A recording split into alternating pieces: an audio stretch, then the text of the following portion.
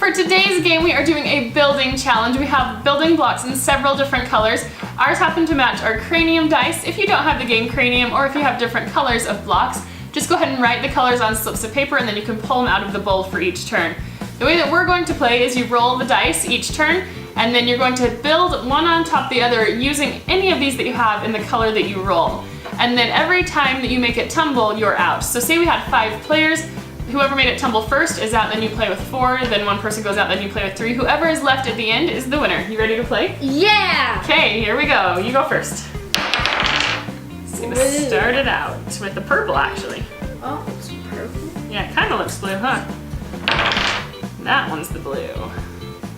So to make it a little bit more interesting, you could take the risk and try and make it off center so that it's a little bit less stable for the next person, but you do run the risk of seeing if you may be the one to make it tumble. Ooh, this is gonna be fun. Red. Could go for super tall, but I'm gonna try and go sideways. Ah! Yay! My risk did not pay off.